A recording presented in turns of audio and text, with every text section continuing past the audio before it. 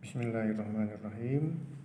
Alladzina yu'minuna bil ghaibi wa yuqimunas salata wa mimma razaqnahum yunfiqun.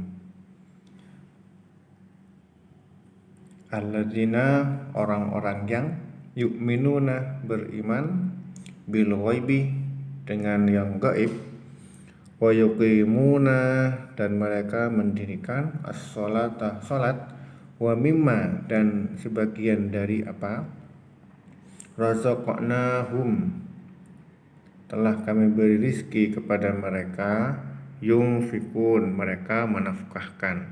Wa mimma ini wa itu dan min, asalnya min itu mim nun sukun setelah itu ma digabung jadi wa mimma.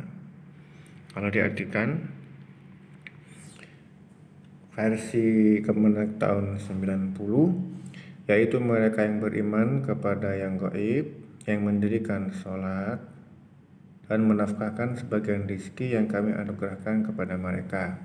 Ini ada penjelasan sedikit dari Kemenak tahun 90. Iman itu adalah kepercayaan yang teguh yang disertai dengan ketundukan dan penyerahan jiwa. Tanda-tandanya adalah mengerjakan apa yang dikehendaki oleh iman itu. Sedangkan yang dimaksud gaib itu adalah yang tidak dapat ditangkap oleh panca indera. Jadi percaya kepada yang gaib yaitu mengiktikarkan sesuatu yang mewujud.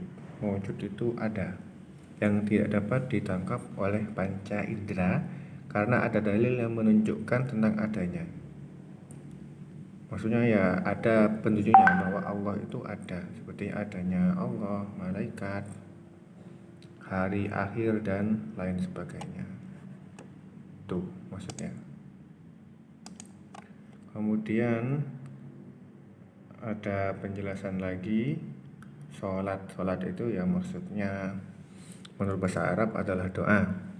Menurut syarak itu ibadah yang sudah dikenal, yaitu dimulai dengan takbir dan diakhiri dengan salam, yang dikerjakan untuk membuktikan pengabdian dan kerendahan hati kepada Allah Subhanahu wa ta'ala. Mendirikan sholat ialah menunaikan dengan teratur, dengan melengkapi syarat-syaratnya, rukun-rukun dan adab-adabnya, baik yang zahir maupun batin, seperti khusyuk, memperhatikan apa yang dibaca dan sebagainya. Kemudian ini versi Kemenak tahun 2002, yaitu mereka yang beriman kepada yang gaib, melaksanakan sholat dan menginfakkan sebagian rizki yang kami berikan kepada mereka. Menginfakkan harta di jalan Allah itu maksudnya belanja untuk kepentingan jihad, pembangunan perguruan tinggi, rumah sakit, kemudian usaha penyelidikan ilmiah dan lain-lain sebagainya. Kenapa kok ini mendirikan, kok tidak melaksanakan? Apa bedanya mendirikan dengan melaksanakan? Kalau melaksanakan, kalau kita di posisi sebagai orang biasa, kita cukup melaksanakan saja, memulai dari niat, kemudian takbiratul ihram, niat, semua rukun-rukunnya kita laksanakan. Beda halnya dengan kita kalau sebagai pemimpin, maka kita buatlah undang-undangnya, kita buatlah jangan sampai ada larangan sholat itu tak boleh, jangan sampai ada, itu maksudnya. Jadi minimal kalau Anda sebagai pejabat, Anda tidak melarang orang sholat, malah mengadakan kegiatan-kegiatan yang menunjang untuk orang-orang melaksanakan sholat, mendirikan masjidnya, membuat perda masjid harus segini-gini, itu maksudnya. Jadi kalau mendirikan itu menyesuaikan dengan posisi kita apa. Kalau sebagai posisi orang tua yang memiliki anak, kita arahkan anak-anak kita untuk melaksanakan sholat.